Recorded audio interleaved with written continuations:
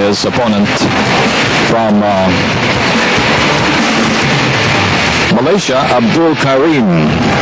At yung kung tawagin natin si Muhammad Ali Abdul Karim, tinalo po ni Godfrey Castro. Magandang by ang RSCO. Yes, RSCO yun. In the first round lang yun, ano? Mabilis yung laban na yun. Pero ang kalaban po nito ay tinatawag nga ito ng Thailand.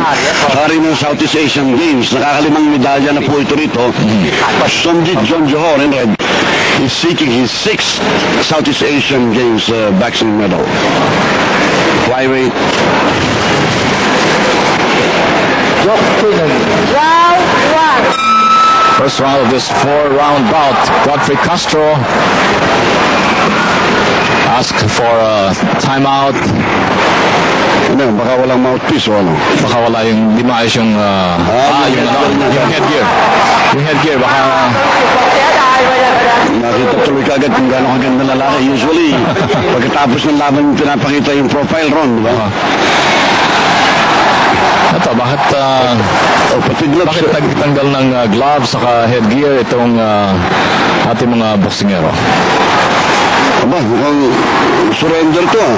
Mukhang ano na Hindi to? magandang kilos to. Mukhang there's something baka ito yung nadidirig kong happening here. tayo. Protest ito against Thailand for the officiating. They received yesterday involving the boxers from the Philippines, yung pong women boxers po natin. Ito yung 7 laban niya. Lahat hindi nalalaban ng Baka hindi nalalaban. Baka ito na yung... The winner is red. malungkot itong nangyaring ito. No? Ito'y malaking protesta ng ating Philippine boxing team. Hindi ko maintindihan ron.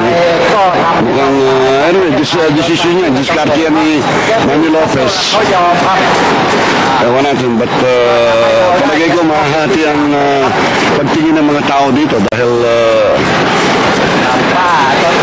siguro nasaktan talaga si Manny. Mabigat talaga yung parang binastos tayo kahapon. Yun ang pagkakasabi niya. Pero Ron, ako diretso, sinasabi ko, pwede mo saktan si Manny.